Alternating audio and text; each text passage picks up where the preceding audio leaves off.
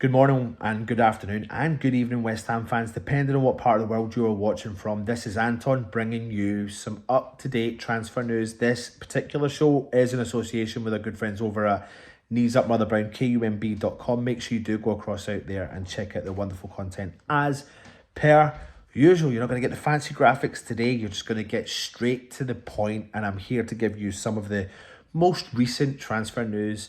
Remember, we're going to be reporting a lot on every story that does come out from the club and the mainstream media, and we're going to try and dissect it and see if there's any element of truth. Now, the first story I want to talk to you today is about Kelleher, the keeper of Liverpool, who's been told that he could be subject to requirements because he's not really going to break that mould and jump through the hoops to get into the position that Alisson is taking. However, this year, he has proven, when he has been given the opportunity to go between the sticks, that he is capable on his day.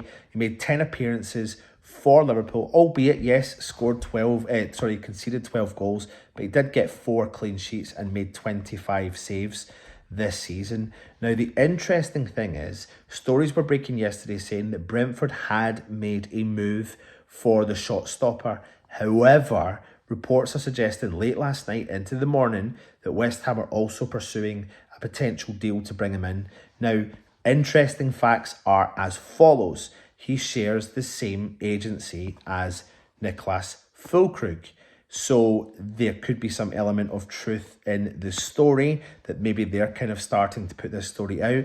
Alongside Füllkrug and Kelleher, the agency is also responsible for Lucas Fabianski, who of course has played his final game for West Ham. And we do know West Ham are keen on bringing in a goalkeeper this summer. Now, the Irish Times themselves have reported that as well as Leeds and Brentford, West Ham have made contact with the Premier League champions about bringing the Republic of Ireland international to the club this summer. And apparently Liverpool are looking for somewhere in around about £20 million.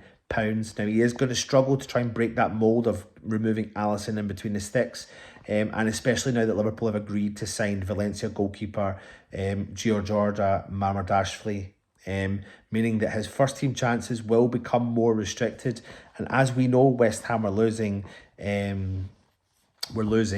Fabianski, or have lost Fabianski, and if West Ham can beat Brentford and other teams to Kelleher's signature, we're probably going to have to make some element of negotiation to say you're coming to try and take that number one spot.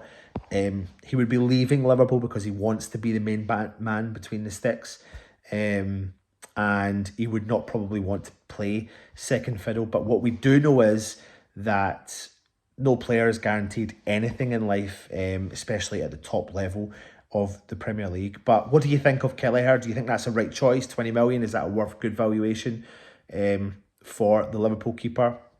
You let me know your thoughts on that particular story. Next up, West Ham do not have European football, as you do know. And we were probably going to have some quite ambitious summer transfer targets. And some of the targets you feel like we're already discussing about are potentially heading elsewhere. Jonathan David, we don't know that for a fact, but we're starting to hear maybe stories that he's in no rush to join West Ham to see what his options are. Angel Gomez is apparently leaning towards Tottenham, and some other players that we've been linked to are potentially heading elsewhere. And another player we've been linked to all for the last couple of summers, but then went away to Bayern Munich from Fulham, was João Palhinha.